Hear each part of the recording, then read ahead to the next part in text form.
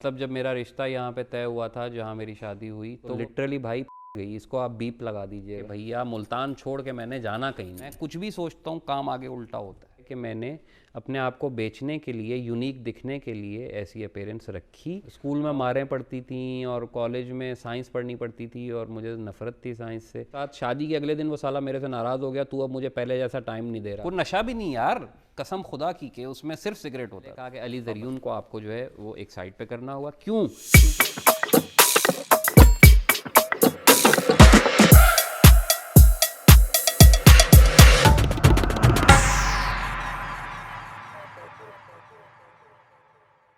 पहले जैसा टाइम नहीं दे रहा। तो वलीमे की रात को मैं उसके साथ बैठ के पिज़्ज़ा हट पे खाना खा रहा था भाई। बेगम मेरी घर पे, 2 घंटे मैंने नजफ़ खान को मनाने में पिज़्ज़ा हट पे लगाए थे।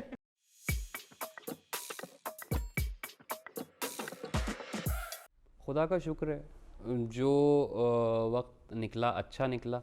अच्छे लम्हे अगर आप याद करेंगे ना तो वो तो बहुत हैं। मतलब जब मेरा रिश्ता यहाँ पे तय हुआ था जहाँ मेरी शादी हुई तो वो मेरी ज़िंदगी का एक बहुत यादगार अच्छा लम्हा था। उसमें बाकायदा भंगड़े डाले थे। हम 4 दोस्त थे, कुरैशी था, नजफ़ था, हनी था, असद था और मैं था, 5 थे। तो हम लोग यहाँ पे थे, वालदैन मेरे वहाँ गए हुए थे और वो एक बहुत ही यादगार मतलब मोमेंट था। वो इस तरह के और बहुत से मोमेंट हैं। मैं इस्लामाबाद आया, उसके बाद ज़िंदगी में अल्हम्दुलिल्लाह बहुत अच्छे मौक़े आए। मेरी बेटी से रिलेटेड बेतहाशा हैं।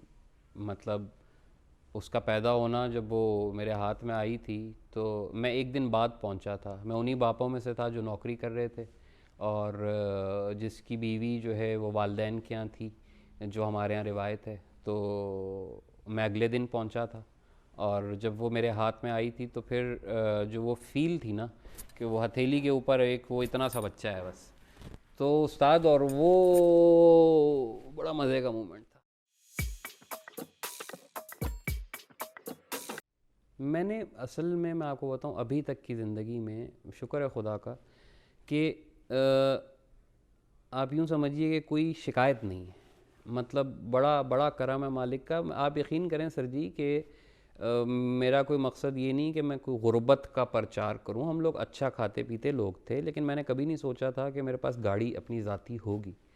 तो अल्हम्दुलिल्लाह वो मिल गई। और बहुत सी ऐसी चीज़ें थीं जो मैं डेलिब्रेटली यहाँ पे नहीं कहूँगा। मैंने ज़िंदगी में नहीं सोचा था कि मैं ये सब कुछ कर पाऊँगा। बहुत से ऐसे वाक़े, बहुत से ऐसे तजुर्बे ज़िंदगी के कि जो लाखों लोगों में से एक को भी नहीं होते, यार वो मेरे साथ हुए हैं।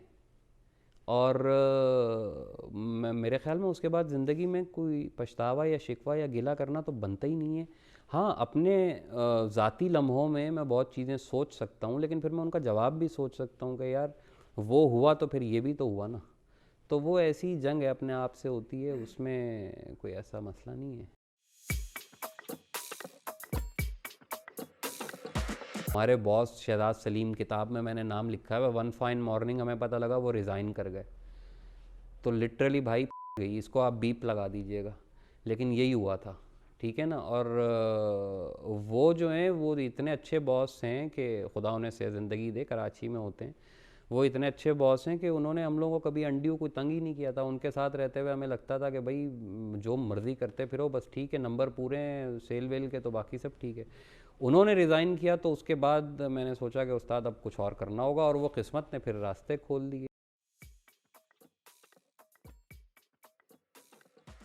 हाँ हाँ, किस्मत, देखिए किस्मत तो सर ऐसी चीज़ है कि वो ना मैं डिफ़ाइन कर सकता हूँ ना आप कर सकते हैं कि उसके रास्ते खुलते कैसे हैं। रास्ते खुलने का पता होता तो मैं एडवांस में जो है ना वो अपने सारे रास्ते खोल खाल के बैठा होता। इत्तफाक, शदीद इत्तफाक, ऐसे इत्तफाक कि भाई मैं आज से मतलब मैं आपको बताऊँ, दिसंबर की 18 या 17 तारीख थी और सन होगा ये 2018 का। उससे पहले तक मैंने ये कभी नहीं सोचा था कि मैं लाहौर के अलावा कहीं नौकरी करूँगा। उस 1 तारीख के बाद मैं आज 4 साल हो गए इस्लामाबाद में हूँ। 2003 में मेरा ये कामिल ईमान था कि भैया मुल्तान छोड़ के मैंने जाना कहीं नहीं है। मतलब मुल्तान छोड़ दूँ, मैं अपना घर छोड़ दूँ, दोस्त छोड़ दूँ, गलियाँ छोड़ दूँ और मोहल्ला छोड़ दूँ और बुज़ुर्गों की कब्रें, और वो पूरा जज्बाती सीन ना, मतलब पूरी फिल्म बना लें आप उसके ऊपर कि मैं वो सब कुछ छोड़ दूँ और मैं कहीं और नौकरी करने चला जाऊँ पैसे कमाने। 2006 में वही मैं था कि मैं लाहौर में बैठा हुआ था। तो शदीद इत्तफाक़ात, मैं कुछ भी सोचता हूँ काम आगे उल्टा होता है, लेकिन उस उल्टे में भी खुदा की बेहतरी होती है, हो ही जाती है। यार ये एक ऐसा सवाल है कि जो मैं कभी लिखूंगा भी तो बहुत मोहतात होकर लिखूंगा, क्योंकि भाई मतलब इसका जवाब एक शरीफ आदमी जो है वो ऐसे थोड़ी दे सकता है। तो और मोहब्बत का मैं से आपको बता दूं, जैसे आपका एक बच्चा होता है, आप उससे बहुत मोहब्बत करते हैं, अब 2 बच्चे हुए तो क्या हुआ, पहले बच्चे से आपकी मोहब्बत कम नहीं हो जाती, दोनों बच्चों से और ज़्यादा मोहब्बत हो जाती है, 4 बच्चे हो गए, 5 हो गए, 6 हो गए, तो मोहब्बत तो यही होती है भैया। ये ऐसी ज़िंदगी जिसमें पैसे ना हों तो फिर तो वो अबदी ज़िंदगी होगी। दुनिया में हैं तो पैसे तो शामिल होंगे, ठीक है, आप इसे कमर्शलिज़म का नाम दे दें, आप इसे दुनिया का कीड़ा कह लें, लेकिन कुछ भी ये दुनिया है तो उस्ताद पैसे तो होंगे। ऐसी कोई ज़िंदगी जिसमें फ़ाइनेंशियल धंधा शामिल ना होता तो मुझे तो वो शदीद डिप्रेशन वाली लगती है। यानी आपने कुछ करना ही नहीं है, एक ऐसी ज़िंदगी जहाँ आपको सारी नेमतें मुयस्सर हैं, जहाँ ना कमाना है ना कुछ करना है, बस अयाशी करनी है, तो उस्ताद वो तो बड़ी गड़बड़ हो जाएगी। मतलब ऐसा अपने पास कॉन्सेप्ट ही कोई नहीं है। बेहतर है, मुझे ये अच्छा सही लगता है कि बस भाग दौड़ करते रहें और एक दिन मर जाएं, दैट इज़ बेटर।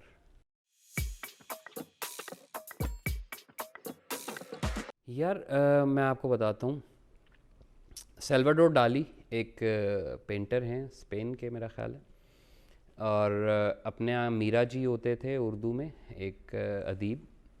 ये 2 लोग तो ऐसे हैं कि जो अपनी शख्सियत को बेचने में माहिर थे, ठीक है। तो जब मेरी अपीयरेंस ऐसी नहीं भी थी तो भी मुझे ये दोनों पसंद थे, और अब जब मैं ख़ुद एक ड्रामा शक्ल का बन चुका हूँ तो भी मैं नतीजा यही निकालता हूँ कि मेरा ख्याल है कि मैंने अपने आप को बेचने के लिए, यूनिक दिखने के लिए ऐसी अपीयरेंस रखी, और उसमें मुझे बुराई कोई इसलिए नहीं लगती कि आपके जो तमाम तर अंदर है, अगर आप एक मैं नॉर्मल हुलिये में होऊंगा तो लोग शायद वो नहीं सुनेंगे। टैगोर की बात आप क्यों ज़्यादा सुनते थे, उसका हुलिया ऐसा था। मार्क्स की आज तक तस्वीर, अगर आप मार्क्स को क्लीन शेव कर दें तो ज़रा सा इम्पैक्ट वो नहीं पड़ता। इनके ये तो 2 नाम हैं ना, इनके अलावा बहुत से ऐसे नाम हैं। तो बात में ठीक है, आपकी बात में वज़न होता है, आपका कोई भी हुलिया हो, लेकिन हुलिया जो है वो आपकी बात में वज़न ऐड ज़रूर करता है, ये एक मसला है।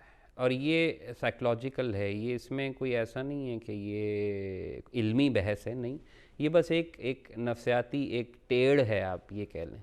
तो और फिर सबसे बड़ी बात ये थी कि मेरे जो चेहरे के फीचर्स थे उनसे मैं पहले उतना कंफर्टेबल नहीं था जितना मैं अब हूँ।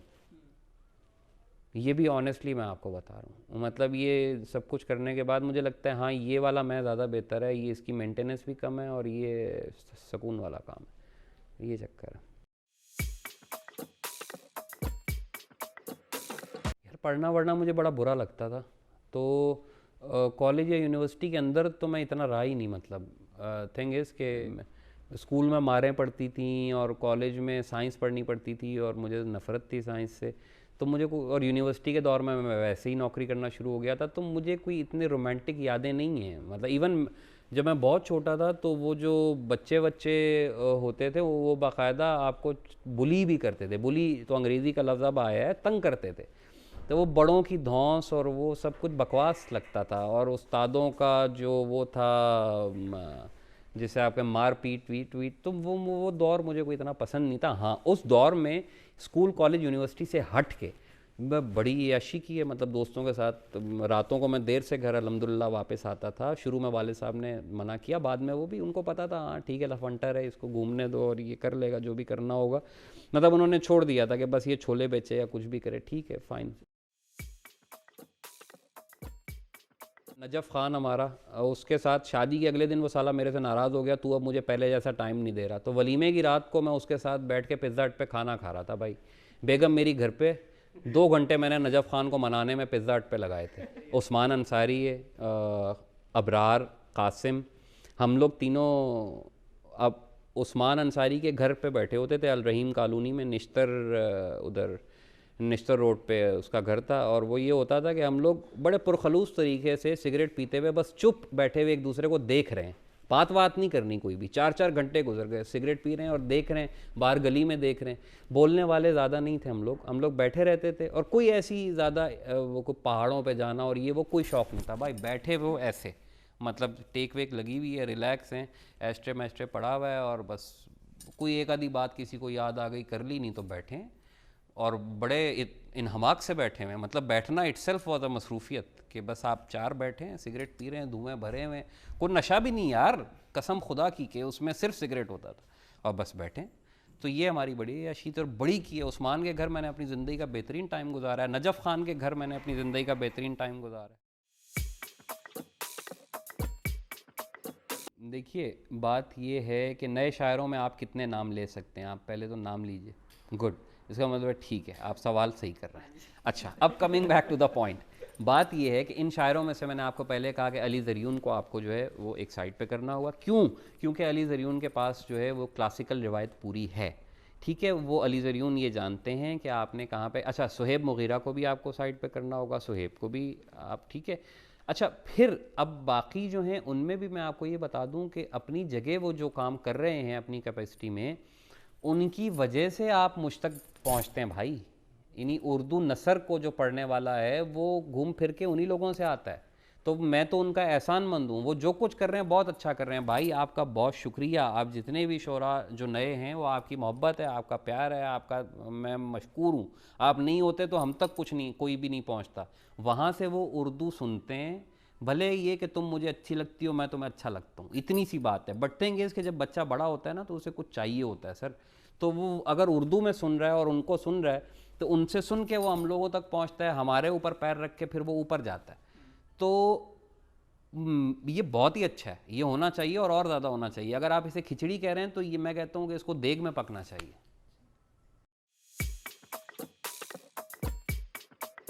औरत मार्च का मैं आपको नारा बता दूं पहले, तो इस बार उनका जो इस बारे में नारा है वो ये है, उजरत, तहफ़्फ़ुज़ और सकून, और वो उन्हीं सवालों को एड्रेस कर रहा है जो आपने किए।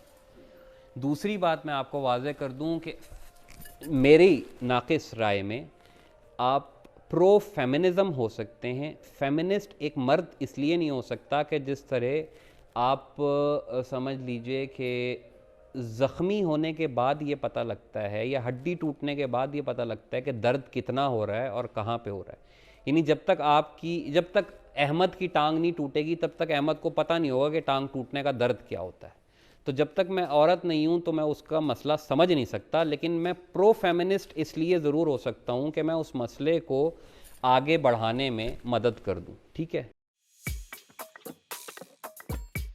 हाय हाय हाय, वाह वाह वाह वाह, सुभान अल्लाह। नैयर मसूद ने भाई जो कुछ लिख दिया, उन्होंने छींक भी मारी तो हमको पसंद है। यही अपना फ़ारूक़ी साहब का और मिर्ज़ा अतर बेग का कई चांद थे सरे आसमां, ग़ुलाम बाग़।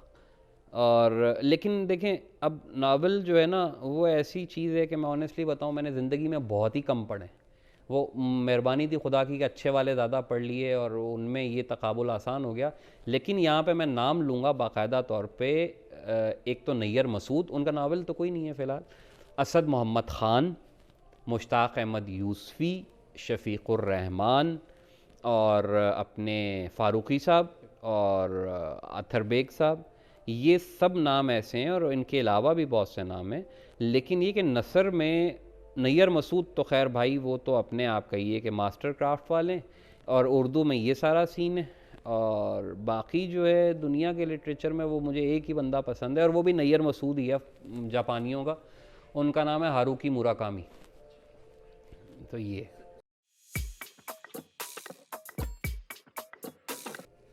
एक तो मैं मलंग नहीं हूँ, हाँ, और दुनियादार आदमी हूँ भाई, और शिद्दत से हूँ अल्हम्दुलिल्लाह। और दूसरी बात ये कि आइडियल जो है, मुझे बचपन में संजय दत्त, जैकी श्रॉफ बहुत पसंद थे, अभी भी हैं।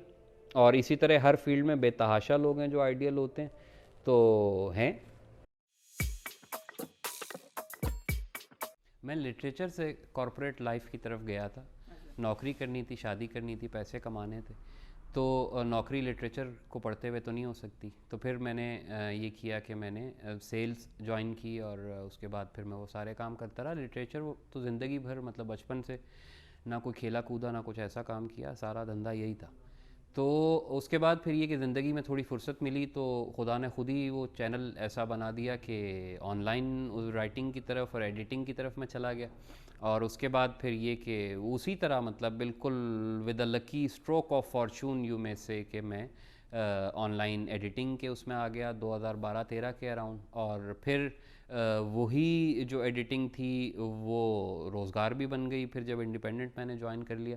तो बुनियादी तौर पे तो सारा सफ़र जो था वो कमाई का था, उसमें कोई लिटरेचर लवर वाला एलिमेंट आप मत ढूंढिए। लिटरेचर तो पहले से पढ़ रहा था, वो तो अब काम आ गया, मतलब ज़िंदगी में काम आ गया ना। और दूसरी बात किताब की जहाँ तक आपने कही, तो वो पहले उसमें मुझे कोई दिलचस्पी 1% भी नहीं थी। वो अभी मैंने ड्यूरिंग सेशन नाम लिया आमिर खाकवानी साहब का, उनकी मेहरबानी है। उन्होंने जब मुझे शर्म दिलाई बार बार 2-3 साल, तो फिर मेरे जहन में बहुत से सवाल थे कि यार किताब क्यों भाई, मतलब किताब की क्या ज़रूरत है। और वो फॉर्चुनेटली उनको उनका कहा दिमाग में उतर जाता है, बहुत खुलूस से मशवरा देते हैं। तो उन्होंने जो बातें कही वो मुझे समझ आ गई। और उसके बाद फिर ये कि चंद पब्लिशर से मुज़ाकरात हुए, वो मामला नहीं बना। लेकिन बुक कॉर्नर वालों से जब बात की तो उनकी बड़ी मेहरबानी थी कि पहली ही बार में जेलम बुक कॉर्नर वालों ने, मैं नाम इसलिए डेलिब्रेटली ले रहा हूँ भाई कि ये पता होना चाहिए, तो उन्होंने पहली ही बार में कहा कि जी ये किताब छपेगी और 2-3 महीने में आ जाएगी। तो उनकी मेहरबानी से और इनके आमिर खाकवानी भाई के जो है समझाने से बहुत ज़्यादा ये सब मामलात जो हैं ये तय पाए।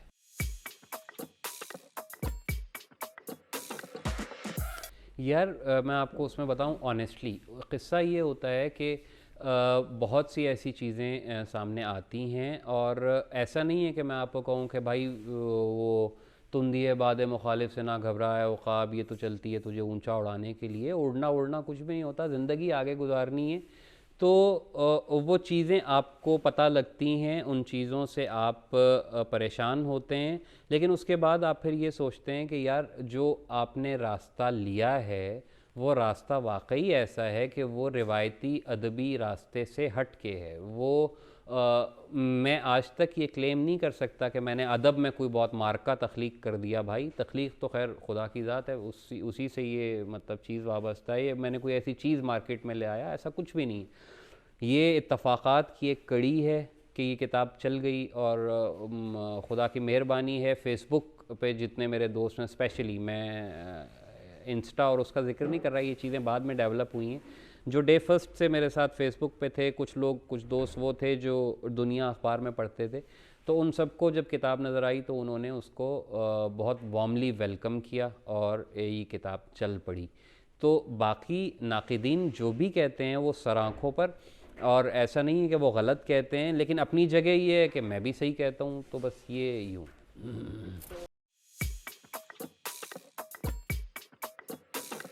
भाई देखें, उसमें सादा तरीन बात ये है कि अगर आपको उर्दू ज़बान मुश्किल लगती है और ज़िंदगी आसान लगती है तो बस फिर किताब आपके लिए, आप पढ़ लें। ज़बान आसान लगेगी, ज़िंदगी थोड़ी मुश्किल लगेगी। जानू, शफीक, फर्स्ट क्लास। तो भैया वो तो अपने बंदे हैं, मतलब उन पे मैं, उनसे आप पूछें, मेरे बारे में पूछें, मैं क्या रायगानी है, उससे बढ़ के कि दुनिया में क्या आएगा।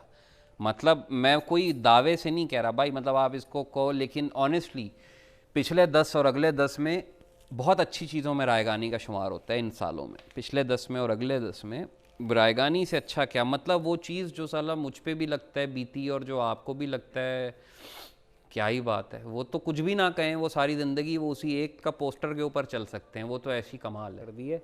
तो मैं यही हूँ कि बग़ैर बस किसी तासुब के जो चीज़ सामने आती है उसको पढ़ लें।